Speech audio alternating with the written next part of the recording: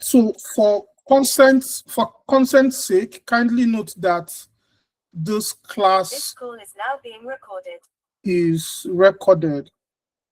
This class is recorded. So if you're in this class, it means that we have your consent to record the class. Once more, my name is Chimechinon. So I'm the convener of the First Son Summit, which we have not held. So we plan that in 2026, we are going to be doing one topic every month, which was the last Saturday of every month from 8 p.m. to 9 or 10 p.m., depending on how we're able to carry each other. And the aim is just for First Sons to actually support each other. By God's grace, I'm the first son in my family, and I believe that everyone attending this class or this webinar is also a first son in their family. So the aim is just for us to help each other and support each other. I won't be the only one that will be teaching every month. If you have something you can teach first sons, you can let me know, and the month you want to teach it, so that I will give you the permission to participate. So because this is January and we know that whatever we do in January will affect every other month, we are going to be talking about planning financially for 2026, a strategic guide for first sons, a strategic guide for first sons alone. And at the end of this class, I'll give us opportunity to ask questions. Wherever you have questions, I will answer you appropriately. All right, like I said, my name is Uncle Chimex, and I'm the person that is convening for this forum, the forum where we have first sons. I want to plead with you, if you are joining, kindly mute your mic so that you will not distract the class. All right, let's move. Why does planning for 2026 matters? You know, as first son, we have a lot of responsibility, and we have two major responsibility as first sons.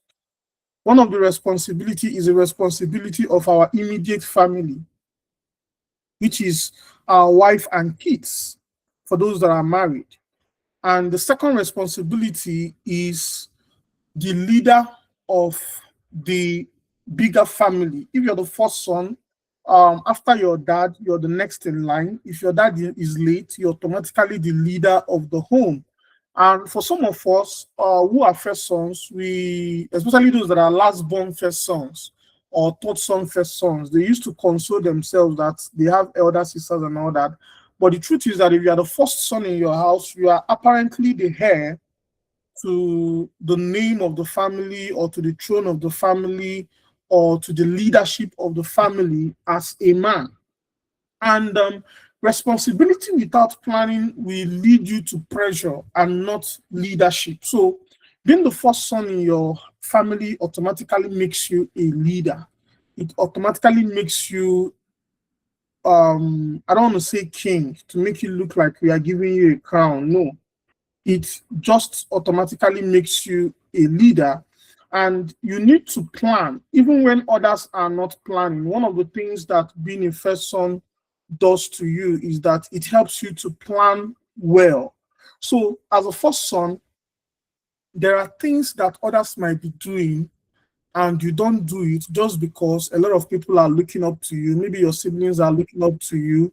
Maybe because you have a lot of mentees who are looking up to you. Like for me, I don't know for you, but for me, a lot of people look up to me. So I mind the way I live my life. I mind the things I say. I mind the places I go, because the way I live my life rubs off on a lot of other people out there, right? So the Nigerian first son reality. And I have 3 points to state here as the Nigerian first son reality. And one of them is you are the crisis responder for the family. If anything happens in the family, both in your nuclear family, that's where you are the head of the house right now, because you are the head of the house in two places: your direct family and the family where you have siblings and all. So you are the crisis responder for the family, which means If there's any crisis in the family, if anybody should die now in your family, and there is any nearest member of the family who is close to the person that died, you are the first person they are going to call. So how you respond determines how every other person will respond. And then secondly, you are the support system for both your parents and your siblings. So what that means is that most of your siblings will depend on you for advice, for witnesses, for a lot of things, and also for your parents, which means that you are a top support system for your parents, and you are expected to be a leader, whether you are prepared or not. You are an expected leader. You're automatically a leader, whether you are prepared to be a leader or not, whether you plan to be a leader or not. And that is why, as a first son, you need to take leadership training serious. When I discovered this in 2017, I sent myself to Daystar Leadership Academy in Lagos, where I did a training for 1 week on leadership. And I also recommend that training to anyone who wish to attend in Lagos. It's organized by Daystar Christian Church. They have a leadership academy where they train leaders, both pastors, business people, on leadership. And I recommend that to everyone who is in this class who have the resources to attend. Now, let's do a reality check. And that reality check is that you cannot plan what you do not understand. We are talking about planning financially for 2026. You cannot just plan what you do not understand. So if you don't understand finance very well, you cannot plan.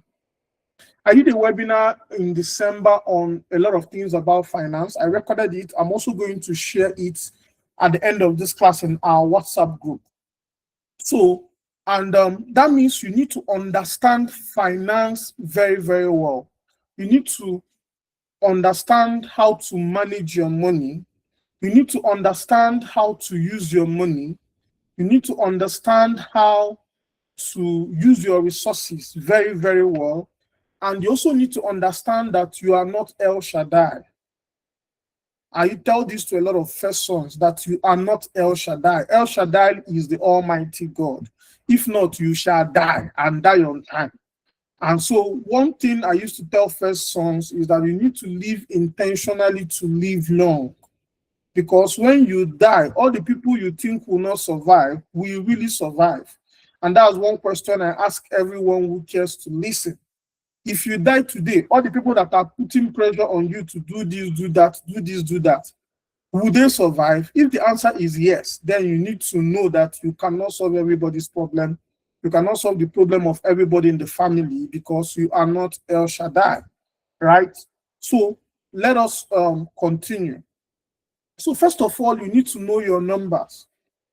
What do I mean by knowing your numbers? You need to know what you earn in a month,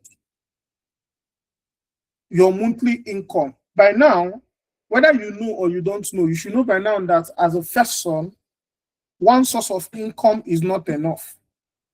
And if you're a Christian, there are even Bible passages that back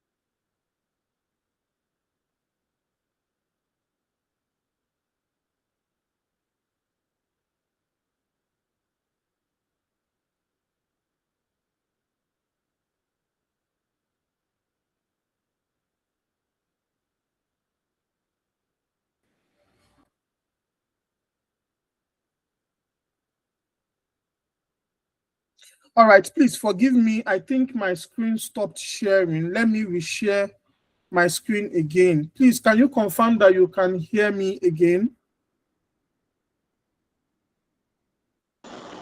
Yes, sir, I can hear you, sir. Thank you for the confirmation. I just reshared my screen now.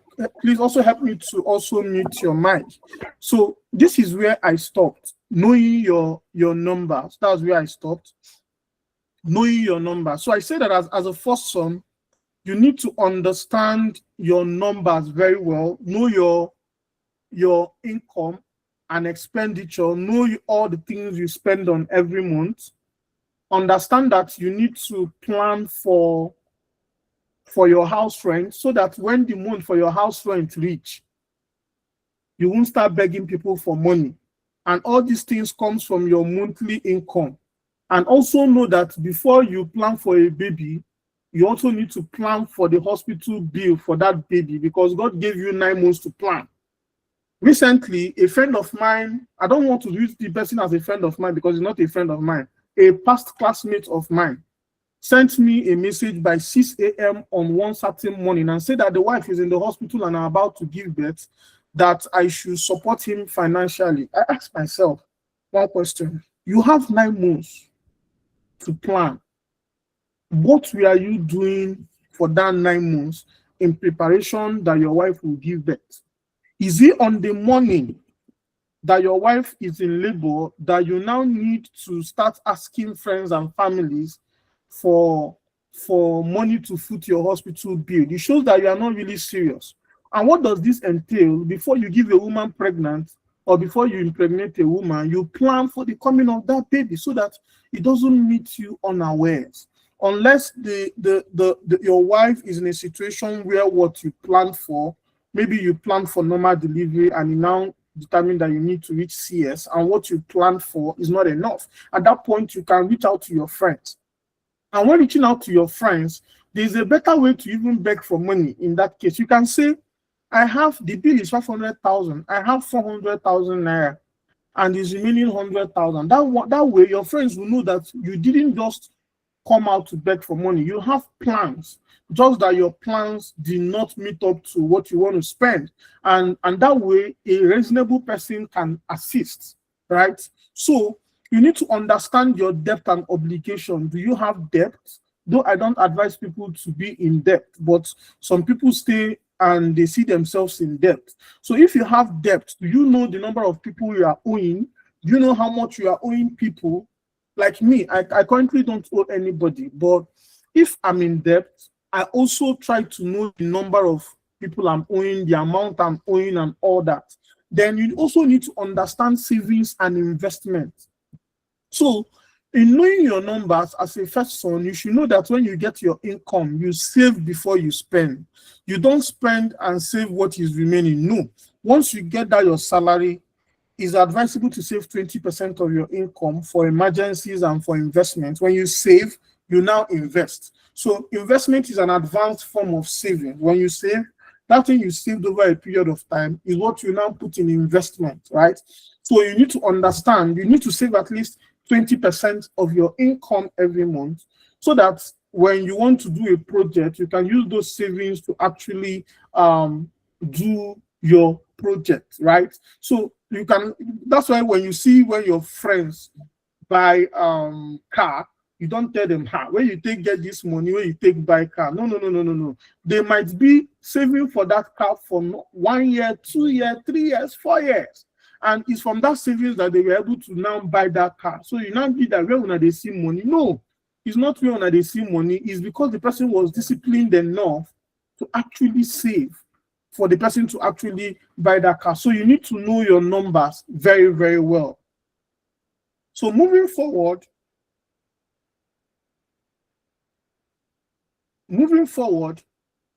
you need to have a financial goal for 2026. So every plan needs a destination. So what is that? What are your financial goals in 2026? Let me give you an example of financial goal. By December, I should have up to 5 million naira in my savings. That's a financial goal. By December, my investment should at least generate 1 million naira extra.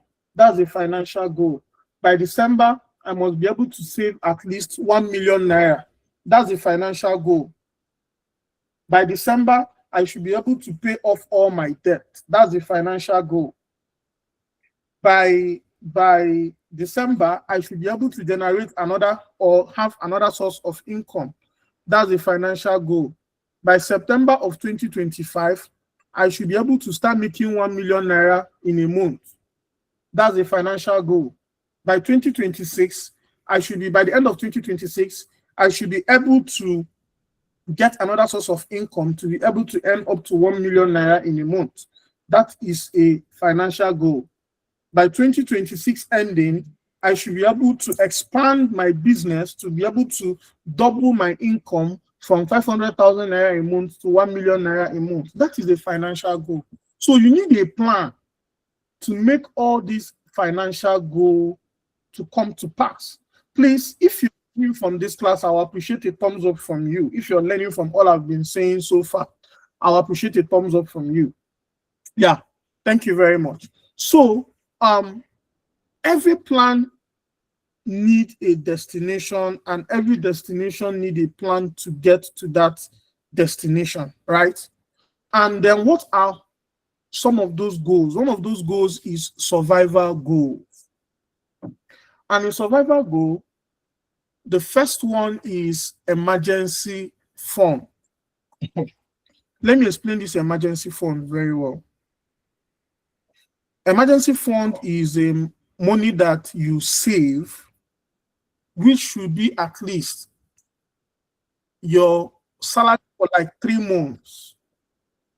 If your savings or your investment doesn't have your salary for like 3 months, which means that assuming you lose your job today, will you be able to have enough fund to sustain your family or yourself for up to 3 months? That's what emergency fund is. In my financial class, I tell people your emergency fund should be not in savings. It should be in mutual fund. Mutual fund is a financial instrument where your money generates interest every month or every 3 months, but you don't lose your capital. That is what mutual fund is about. So, and what it means is that you can put money there and the money is growing.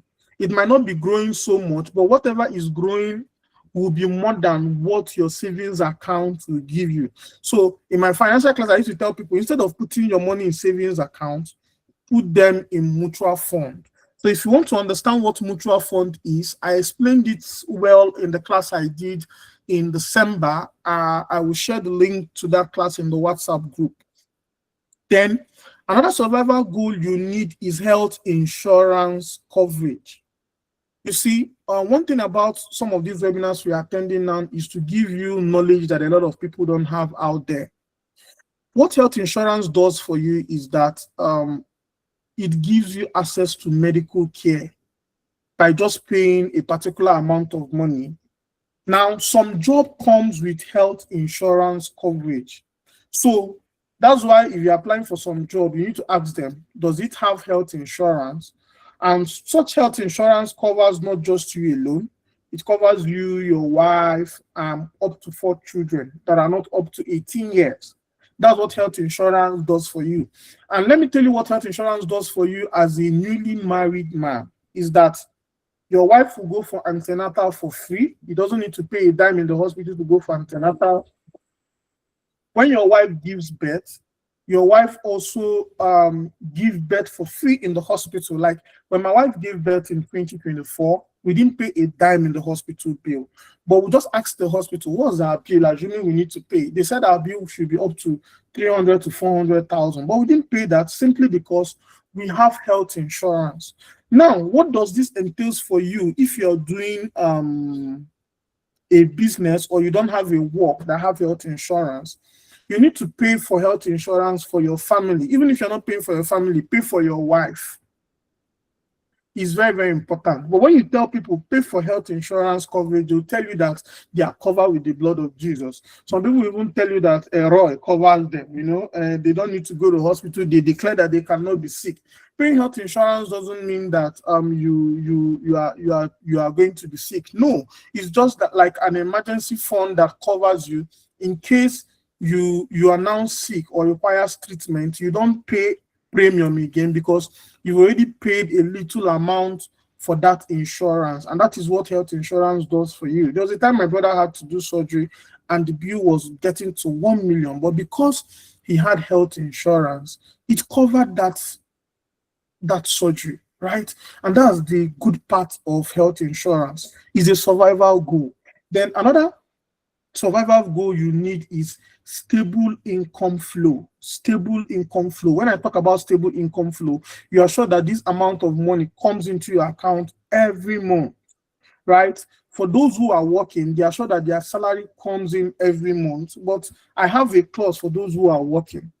For those who are working, what if you lose your job and you didn't plan for it? What now happens? And that's where a second source of income is very, very necessary. And that second source of income, you don't necessarily need to be there. It can be a system you've already set up and is already generating income. It can be in form of investment. You can have shares. You can invest in treasury bill. You can invest in stocks, and all these things can be a second source of income. For instance, if you have a mutual fund of, let's say, you have a mutual fund of 1 million naira or 2 million naira, you are sure that at least it brings in at least 30 to 50,000 naira every month. If you have up to 3 million naira in piggy vest, you are sure of at least extra 50,000 naira on that money every month. And these things are more like a way to have stable income flow. You can have a business, and that business, by the time you finish your office by 4 p.m. or 5 p.m. in the evening, you go to where your business is to check up on your business. And during weekends when you're not going to work, like Saturday, you can stay in that place you set up your business and monitor it and know how it's doing. You can have a business where you put a CCTV camera and you monitor it from wherever you are. But all in all, have a stable income flow, not just a stable income flow, have an alternative income flow in such a way that if anything happens to your first source of income, you have a second way to survive. And then what it also shows is that in that job you're doing, also have an exit plan. What do I mean by exit plan? If you do a job that is project based, where at the end of the project your work ends, it means that plan your way in such a way that you don't meet the end of the project so that you can exit even before the project ends, is an exit plan, right? And then another exit plan you can have for yourself as a business person or someone who have a source of income is to have another business by the side, or also create something for yourself. When we talk about creating businesses, is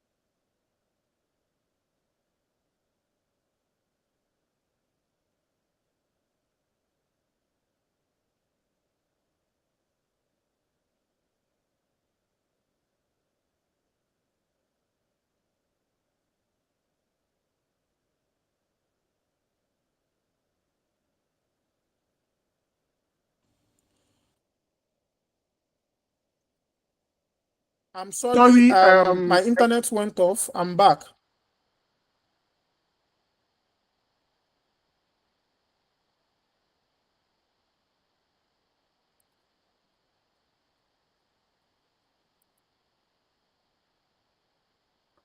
Please, can you confirm that you can hear me now with a thumbs up and you can see my screen?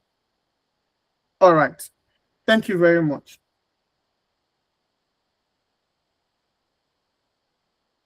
I can't see your Thank screen. you very much. You can't see my screen? Okay, I'm coming. Let me share it again. Let me share the screen again.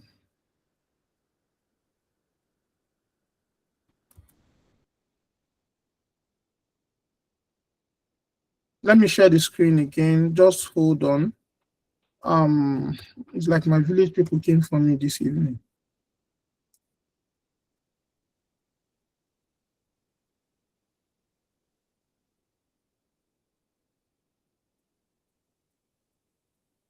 Please, can you confirm you can see my screen now? No, we can't see your screen. Wow. All right, let me see if I can change network.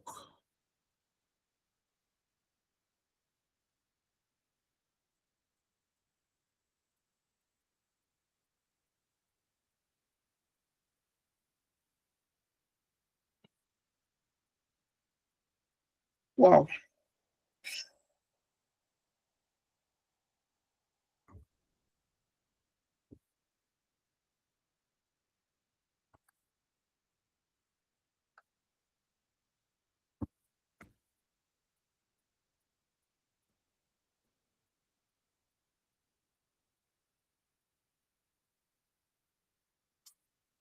Can you see the screen now? Oh my God.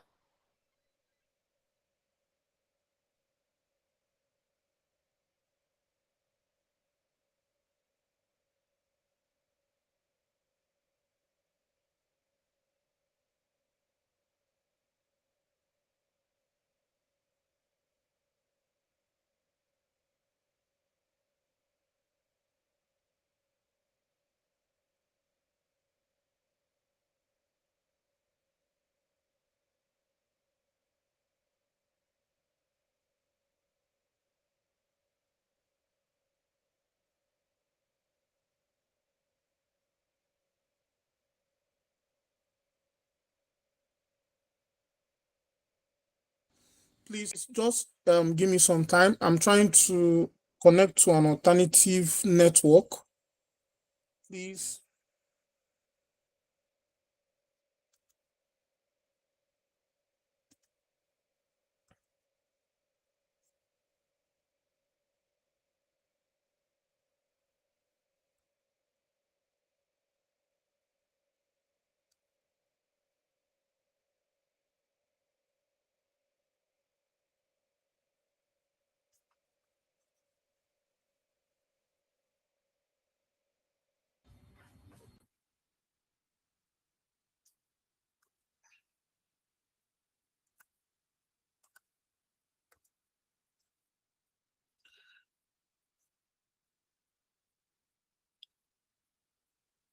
Yes, I believe you can see my screen now, right?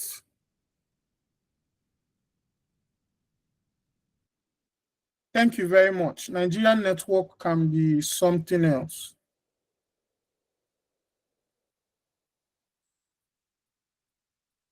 Nigerian network can be something else.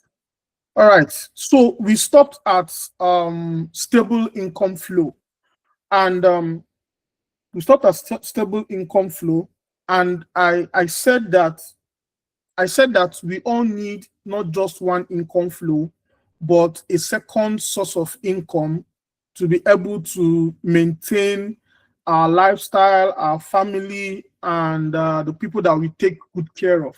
Then I meant to mention that some people, who, especially those in government job, are just satisfied with that pay. Sometimes when you tell them that some people earn even up to 1 million, 2 million, they tell you it's a lie. That is not possible, because they feel that they are in the highest rank in job because they are working with government. But that's a lie. You have the capacity to earn more, and that should not limit you to how you dream and how you expand your sources of income. So let's move forward to another goal. It's called stability goal. What does stability goals do for you? Stability goals help you to stay stable in your income. One, by debt reduction. You need to reduce your debt by all means. So that's for those who have debt. I don't support anyone to have debt, but if you need to reduce your debt at all costs. Reduce your debt at all costs. And then secondly, stay consistent in saving. Consistent savings habit. You know what consistent savings habit does for you is that it helps you to just have that culture of saving. So whenever your salary comes in, you remove that saving. Remember I told you earlier that when you get your salary, your savings should come first before every other thing. If not, if you spend before you save, you might end up saving nothing. But when you save before you spend, it helps you very, very well to have good savings. And planned family support. You need to plan what you use to support your family. It can be a particular amount that you send to your parents every month. It can be a particular amount that you put in another investment. Like, let me tell you one thing those abroad do. Those abroad, they put a particular amount of money in investment, and whatever that investment brings to them every month, that's what many of them send to their people in Nigeria as support. And those people think they are sending them dollars. Meanwhile, this is just an investment in Nigeria that those people have invested in, keeping their capital intact. And they use it to now send support to their family here in Nigeria. And that way it doesn't affect their lifestyle or the way they live their life abroad. And you can also, since you are the first son in your family, if you have other siblings who have stable income, you people can have a particular account where you contribute monthly for the family. That way, if there's any expense that arises in the family, you people will now use those savings you put up for the family to solve family issues. And what does this mean? It reduces stress for you as a first son. If you carry everything in your head, you will die on time. It's even a prophecy. If you carry everything in your family on your head, you will die on time. So if you have other siblings who have stable income, people can set up a savings account and investment just for supporting family needs. So what that means is that if there's any need in the family, it's easier for you people to dip your hand into that investment and solve your family need. Assuming you want to organize a party for your parents and a Thanksgiving for your parents, because people who have a consistent monthly savings or contributions for the family, it makes it easy. And you are the one that will lead this idea as the first son of the family, as the leader of the family. So you are not just a first son for mouth. You just not answer a first son to attend family meetings. No. You are the first son to bring ideas that will keep the family stable, right? All right, let's move to the next goal. The next goal is growth goal. As a first son, you don't need to stop your growth because you are the first son. And that's why you need to involve yourself in investment. And one of the investment that people don't talk about is investment in yourself. As a first son, you need to invest in yourself, acquire more skill, acquire more assets, acquire businesses, start businesses for yourself, you understand? And I'll handle them one by one by investment. Invest in skills. I tell anybody who cares to listen that YouTube is one free university where you can learn a lot of things for free. There are a lot of free knowledge on the internet.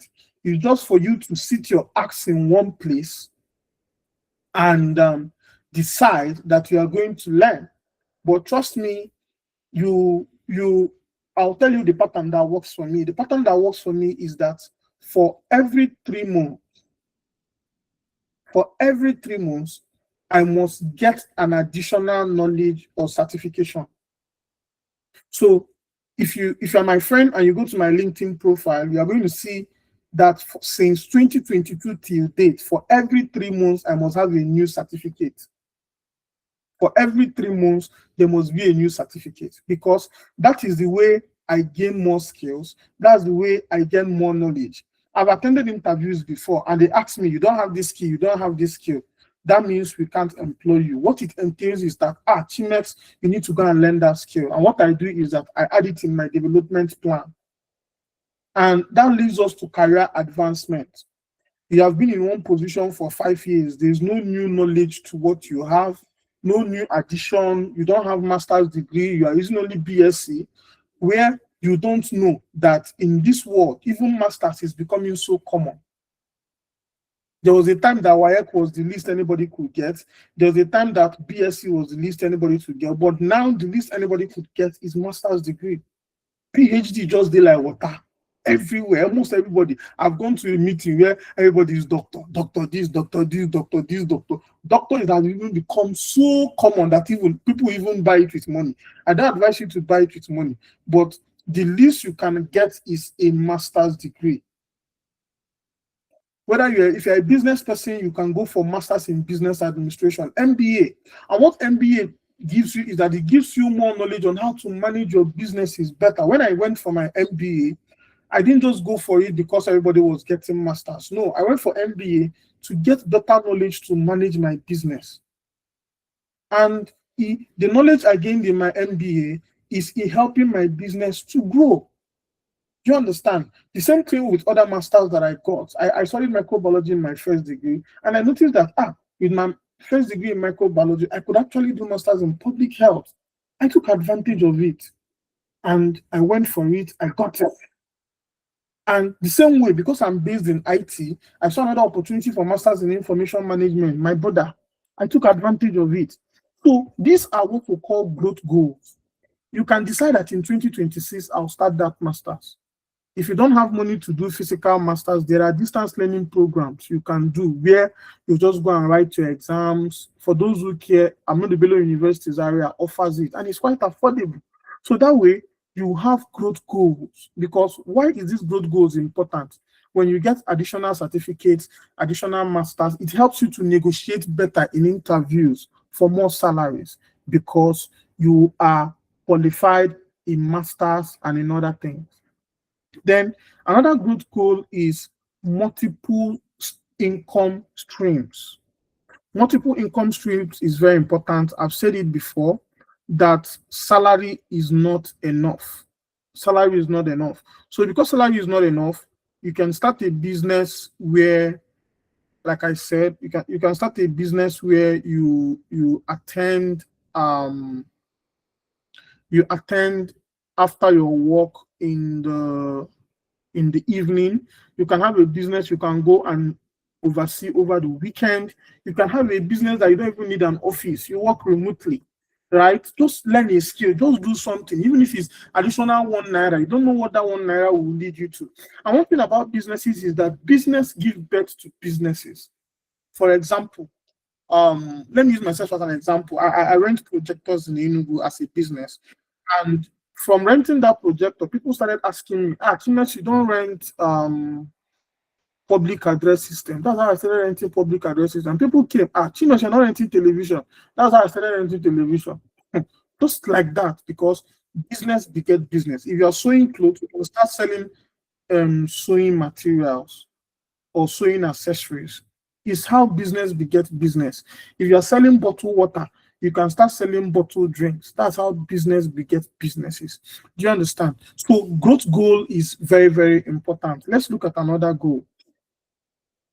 The core financial pillars. You need to have core financial pillars to do a lot of things, because when you have strong foundations helps you from collapsing. You need core financial pillars. And what are those core financial pillars? Number one, you need to budget with responsibility. But in fact, budgeting is something everybody should know. I used to tell people that before my salary come, I finish spending it. They don't understand, but it also helps me to prevent some wahala. Before salary comes, I don't spend the money finish. How? You plan family support intentionally. You plan family support. How do you plan family support? You should know that there are things that you should not lack in your house, like rice, gari, those basic things. If you're a family man, you should make sure that they are always in your house, because when there is financial when you don't have money, you know that at least there's something to eat in the house. So you plan family support intentionally. You plan for your rent intentionally. So when you get your salary for the month, if you are paying 1.2 million naira as rent every year, it shows that you should save at least 120,000 every month for that rent. Sorry, 100,000 naira every month, so that in 12 months you should be able to pay your rent of 1.2 million. This is different from your normal savings. And this thing should, by the time you budget all these things, it will help you to know whether you can even afford to live in some places, because where some people are living, they can't even afford to live in those places. If your 2 months salary cannot pay your rent, my brother, for me, you don't even deserve to live in that place. You need to look for a lower place to live. It's not an insult or yabbing, but it shows that you have to you don't need to struggle to pay your rent. You don't need to use all your salary to pay your rent. So, and you need to save your rent so that you stop asking people to borrow you money for rent. You want to pay your rent is due, you start looking for where to borrow money. It shows that you are not a good planner. It shows that you are inefficient. It shows that you are incapable to even live in that place. And all these things start with planning intentionally to make sure that your savings also include your rent. Now, if you don't get where you go feel put head, you don't get any place to live. In fact, your money should solve 3 major things. If you can afford your food, clothing, and shelter, God has blessed you. Everybody must not have car. In fact, if people who have car tell you how much they spend in maintaining their car, sometimes you prefer you don't even have car at all. If they can be honest with you, for those who actually keep record, you see that sometimes you are better than some people who have car, because some of them spend all their money maintaining the car. Honestly. So you plan family support intentionally and avoid emotional spending. One of the ways to avoid emotional spending is to make sure you don't have enough savings in your account. Like you don't have all the money in your account. Put your money, send your money to work. Go and send them to work somewhere. And when your money is working and all those spending that comes with emotional spending come, in reality, you don't even have the money. Right? So you avoid emotional spending. This one come, they don't have house rent. You help all the girls in your WhatsApp contact. All of them don't have rent to pay, and it's only you that is coming to pay their rent. They don't have food to eat. You are the one that sort all their food. You are Jesus Christ. You buy them shawarma as they want, good guy, so that they will call you a good guy. And at the end, you can't pay your rent. These are the issues. And then you control your lifestyle inflation. There's no law that states that you will be in all the ashebi. There's no law that states that you'll be in all the groomsmen. You sew uniform January. If you're someone like me, my contact alone, I have 7,000 friends on my 7,000 people on my contact, 7,000 human beings on my contact. And trust me, every month somebody must be doing wedding. And that's how they keep adding me in all the different WhatsApp groups. I cannot be in all of them. I cannot support every wedding. If not, I will die. You understand? So you don't be in everywhere. You are not El Shaddai. Learn to say no. The ability to say no is a skill. I once posted in the WhatsApp group how to say no to things. So you need to control lifestyle inflation. You need to control the way you live your life. You spend 3,000 naira every day on alcohol. Do you know what that means for 365 days? Almost 1 million naira on alcohol. I didn't say you should not drink alcohol, but learn to control these things, right? Learn to control them. All right, moving on. Risk and emergency planning. I want to start with the first one. Health emergencies. they derail finances. And let me explain very well. And why you need to take your health very serious. You will think you have money, you think you are wealthy, you think you have money, you think you are doing well. One sickness like this, one particular sickness like this, can take all your money and bring you down to zero. I'm telling you, one sickness. So you think you are rich, you think you are wealthy, till one sickness will come from nowhere. And that's why you need to take your health very, very serious. I told somebody like these days, me, I don't want to eat big again. I just want to live long. So you need to take your exercise very serious. You need to mind what you eat. It's not every food that you eat, because these things have effect on your health. So, and then health emergencies delay finance. That's why you need to take health insurance very serious. Or if you're looking for work, you make sure you get a work that have health insurance. If I'm looking for work now, one of the things that I look for is this work, does it have health insurance that can cover me for any health emergency? Because last 2 weeks I saw a malaria drug of 40,000 naira. A malaria drug of 40,000 naira. I heard is the highest. Now, these are the things you need to check. But health insurance helps you to cover a lot of these things. So insurance is protection, not a waste. Don't see paying for insurance as a waste. We have car insurance, we have business insurance to insure your goods and services. You have there are different types of insurance. It's only in Nigeria that insurance is not taken serious, right? But health insurance is actually serious in Nigeria. So see it as a protection. Imagine you pay 300,000 naira premium for health insurance for your family. And it covers your family instead of paying 1 million naira for one sickness that befalls somebody. And you know, this health emergency is not planned for. You don't plan for. So always have cash buffer. Having cash buffer prevents you from panic borrowing. In case you don't have cash and you have an emergency, you can have cash buffer. You can say, okay, I'll keep 100,000 naira in my account in case of any emergency. And this cash buffer can be in your mutual fund, because in mutual fund, you can liquidate easily. Mutual fund is where you can liquidate your fund very, very easily. Don't worry, we are concluding, okay? Mutual fund is where you can conclude easily. All right. Debt wisdom. So one of the debt wisdom I want to talk about is number one, avoid lifestyle debt. Stop owing people. Don't be the type that keep owing people all the time. Avoid lifestyle debt. Don't live on debt. Manage yourself the way you are. When you manage yourself the way you are, it helps you to avoid financial trouble. And then if you already have debt, you clear high interest loan first. Clear loans that have high interest before you clear the loans that have small interest. And then when you borrow, there are borrow that make sense. Borrow only for value creation. Don't borrow to do wedding. Don't borrow to do. Don't borrow to do. Don't borrow to. I'm sorry. I have Let me just off my alarm. All right. Don't borrow to do wedding.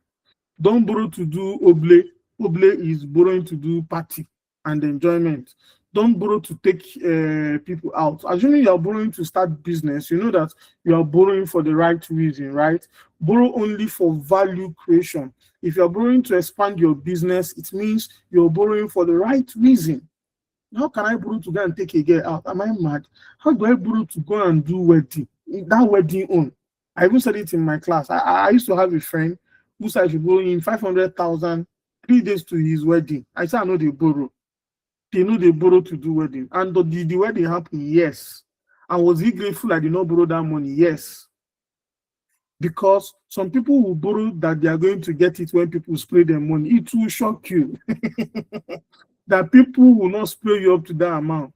And that's how you start your married life. Some people, they've been married for 3 years, but they are still paying the debt of the money they borrowed to do wedding. Don't be like that, though. please cut your coat according to your size. You must not do reception.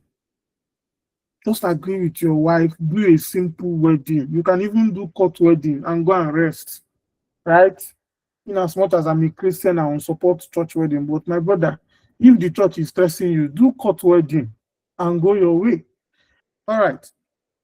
Moving forward, how income growth is as if I've talked about multiple sources of income very, very well. So one income stream is very, very risky. Very, very risky. Very, very risky. So don't depend on one source of income. Is very, very, very, very risky. Have multiple sources of income. Even the Bible said it in, I think in Ecclesiastes chapter 7. The Bible says, my dear brother, depending on one income is very, very risky. Don't have one, have 2, 3, or even more. The Bible talker. That's for those that are Christian. Now, secondly, invest in skills and scalability. Invest in skills and scalability. Some of you want to learn everything free. You want everything free. Anything that is not free, your hand no day. You can't even invest. You can't pay money to learn something. If they say a training is going on, the first thing you ask is it free? Is it free? You just like Osho free things. And that's how you keep looking for free things till the day you sell your life for free. Learn to invest in skills. Pay money to learn. Not everything that you find free on YouTube. Pay money to learn. Investing in yourself is the biggest type of investment. Invest in skills. There are skills you should have now. Like now, before they say have ability to type is a skill, ability to use the MS Word and all those things are skills. But now it's a normal thing you should have. Even people that are born today have already learned MS Word and PowerPoint from their mother's tummy. It's not something you need to go to school again to learn. Now you're talking about AI skills. Do you have AI skills? Do you know the necessity to have AI skill? Or are you just using AI like Google? Tell me this, tell me this. These are low way to use AI. How is AI helping your life? How is it helping you to even scale whatever skill you have? That is how to grow, right? Then invest in skills. I've talked about it. Then avoid get quick rich schemes. All those people that tell you they use land banking now to do mini MMM, invest in land banking, give us this money. After so year, you get your money back. We'll sell your land for you.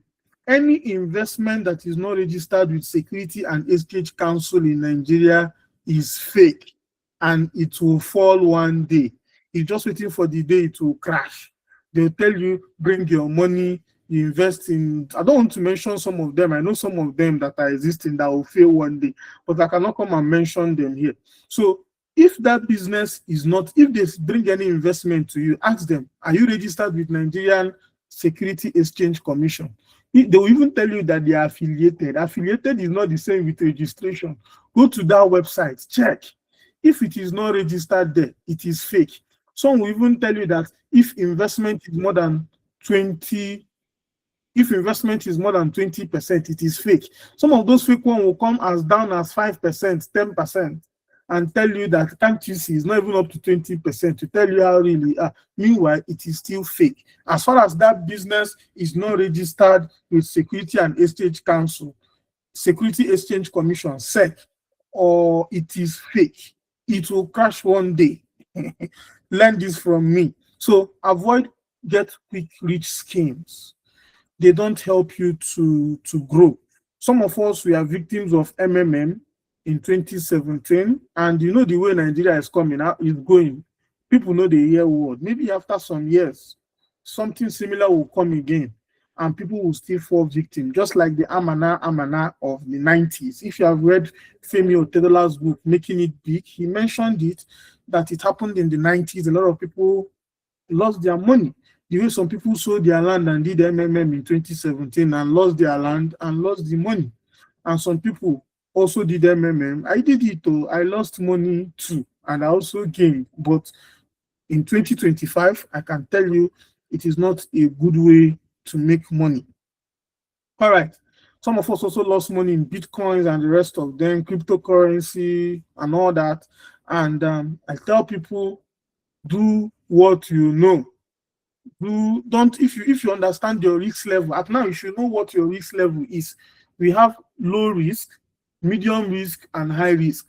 The higher risk you take in investment, the more profit you make. That's the standard law. If you do low risk, you might not get much profit, but you are going to be getting additional money on top of your capital, just like mutual fund. All right, let's continue. We are concluding very soon, so that I'll give you time to ask your question. So there are some common traps that first son fall into. And that is, you can have good intentions. And when you have good intentions and you don't have structure, it causes you to burn out very, very fast. And then what are those common traps? So one of the financial traps that first son fall into is over responsibility without boundaries. You are taking care of your father. You are taking care of your wife's father and mother. You are taking care of your wife's siblings. You are taking care of your junior brother's family. You are paying all his children's school fees. You carry responsibility everywhere. Good man.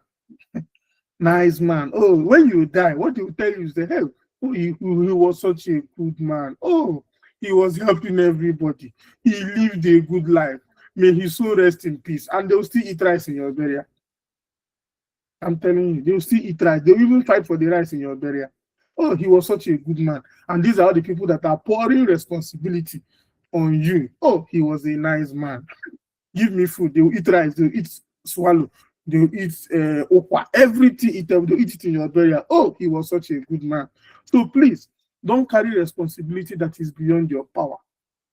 Then, another financial trap is you keep delaying your personal goals because of the responsibility you carry. You're supposed to go to school and you say, let every other person go to school. You too, go to school. Somebody said they will eat rice with banana and chilled Amstel malt, as in a chilled one where they come up from with ice block. Then another financial trap is neglecting health and rest. I also fall into this category. You know, they rest because of the kind of responsibility they carry. I beg, try the rest. Try the rest. Try to sleep. Those things that are making you not to sleep, they can wait. Like one of the habits I learned is whenever I'm eating, I don't pick any call. Because I can answer a call that will make me leave that food and go and solve the problem. So let that problem wait. Let me finish that food I'm eating. So once I'm eating, is one habit I've created. I don't pick any call, whoever the person is, my father, my mom, no matter the person, till I finish that food before I call you back. Then poor long-term planning. A lot of first sons, they don't plan for long term. Please, can you off your mic, Dominion? The Bible sorry, says. sir. The Bible says, can you mute your mic? We'll have time for questions, please. Thank you very much. They'll tell you, the Bible says, don't think about tomorrow. Tomorrow will think about itself. Fine and good. But on your own side, have a long-term planning for yourself, for your children. What will your children inherit?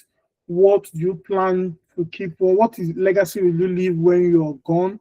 All those things. Just plan long term. Plan long term is very, very important. In as much as you're planning for now, plan for long term. Will you live in that house for the next 5 years? What's the plan? Will you still keep living in someone's house for how long? What's the plan? Will you drive this car for a long time? What's the plan of replacement? Or do you want to answer? There's a prayer somebody prayed for me. He said you drive this car for a very long time. I said, no. Stop that prayer. It's not a good prayer.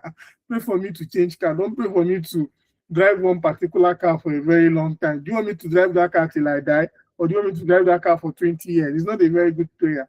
Don't pray for people don't accept the prayer when somebody will say you drive a car for a very long time.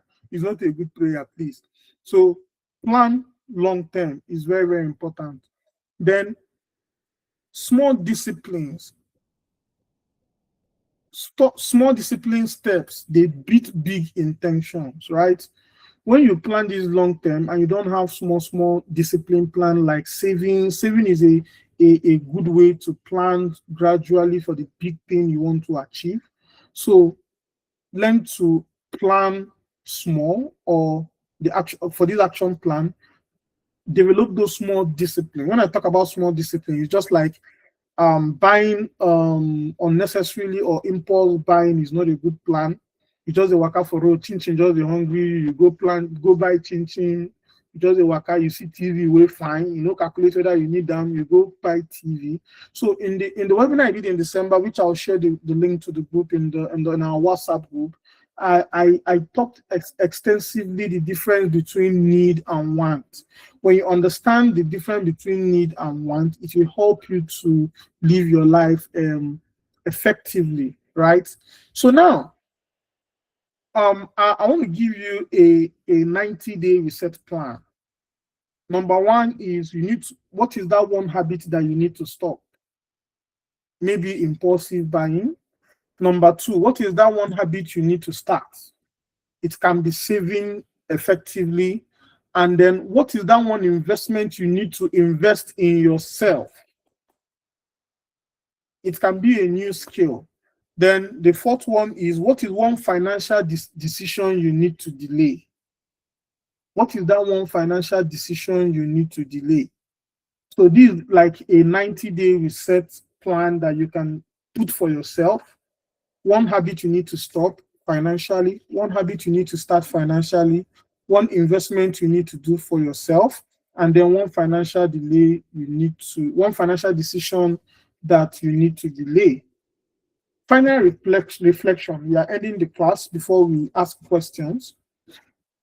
Prepared first sons, they build strong families. I gave you an idea at the beginning of this class. If you have other siblings who are doing well, people can set up a savings account for the family where you have a particular amount everybody puts there every month. And that way, if you want to organize anything in the family or to solve a family need, it's easy to get from that account so that everything will not fall on you as the first son. So prepared first sons, they build strong families. Then the key questions I have for you before ending today is, if an emergency happened in 2026, are you ready? Are you ready? If you lose your job on Monday when you go to work, God forbid, and you go to work and they tell you, you are leaving this work today, are you really ready? What is the next goal? Will you keep on crying that you lost your job? How will you pick yourself? What's the plan? Do you have an emergency savings that will take care of you while you are looking for the next job? Then what legacy will you leave behind for your family is a key questions you need to keep asking yourself. So that being said, I want to say thank you very much for attending today's webinar. So I'm going to open up the microphone. Thank you for clapping for me, Mr. Johnson, Mr. Praise. Thank you very much. Lambert, thank you. Thank you, Ikechukwu. Thank you, Daniel. Thank you very much. So for us to answer our questions, if you have questions, just raise up your hand. Thank you, Toby. Thank you, Augustine. Thank you, Chukwuebuka. Thank you very much. If you have questions, just raise your hand and I'll give you the mic to ask your questions. So who is raising his or her hand?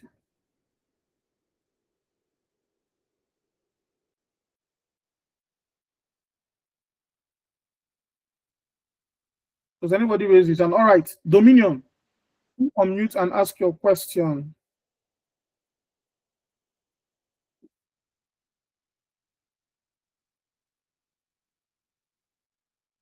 Okay, sir. Thank you so much for the class. I really enjoyed it.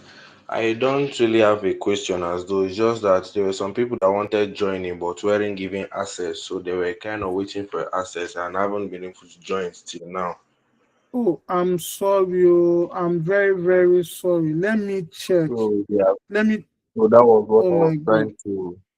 That was what I was trying to reach out to you before. Oh, I'm very, very sorry about that. We are going to record the class. The class was recorded, and we are going to share the link to the recording. We are going to share the link to the recording. I'm very sorry about that. Please forgive me. Toby, am I forgiving? Dominion, am I forgiving? We are going to record the class, and the class was recorded. Yes, I sir. need to say.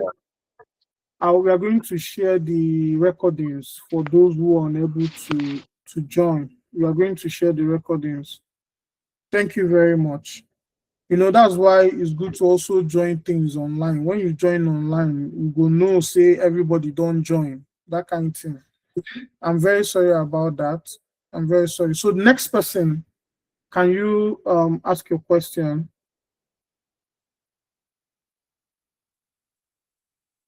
That should be Toby. Mr. Toby, over to you.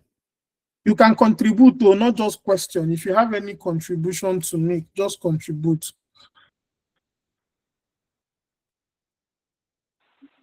All right. Good evening, sir.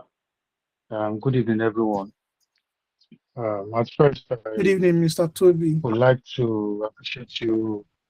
I'd like to thank you for giving us this lecture. And I would say, of the truth, like say, I caught myself from there, right? Because I have actually defaulted a number of things you mentioned tonight. And I would like to ask a question, or most likely clarification. You made mention of something. You made mention of emotional buying, and you made mention of important family support or something like that, if I can remember. Now, how would you classify this? Well, I'm a first son, as expected. I have my family far away from where I am. Well, occasionally I go home to say hi to them and come back to where I'm actually based.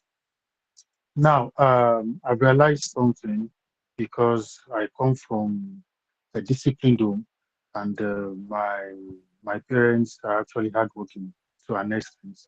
But then, as a son who wants his for for himself and also for his parents, there was a time I now went to, although I don't really have much with me. I realized my mom in her 50s was still watching close with her bare hands. You understand? That's really, although she has been doing that long before now, but I was looking at, okay, this woman is approaching her 60s and she still watches with her hands. That really, really moved me, actually. It's not as if I had the money per se, but then I had to reach out to my other siblings. I highlighted the issues to them and we looked for a way to actually resolve the issues. But on their own part, they did not really have, should I say, they were not liquid enough. They did not have the cash to actually get my parents a washing machine uh, to ease that stress. But because I had something there with me, well, I said, okay, fine. If you guys don't have anything now, if perhaps you have something later, you can as well contribute your quota back to me. But to get this thing, I need to get it now because if we don't do that now, they might as well not get it again. All right, so we look for a way. We have to order it, and it was delivered to them. Now, my question is this: would we classify that as emotional buying, or is it going to be under planned family support or something? Because it was not something I planned actually. It was beyond my plans, but I was actually moved by that scenario. And I thought within myself that this woman has tried a lot. In fact, there are times that even as grown as I am, if I go home and I put my clothes in the laundry basket, maybe I go for a meeting or something. Before I come back, my mom would have done my laundry for me with her bare hands. So I was like, for this woman to be at this age and she still does these things by herself, this thing is very, very stressful. But it's because it is already used to her. It has been part and parcel of her. But then, as a son who wants ease for his parents, I should be able to do something. So I need clarification. Is this impulsive buying or emotional buying, or is this under family support? Thank you, sir.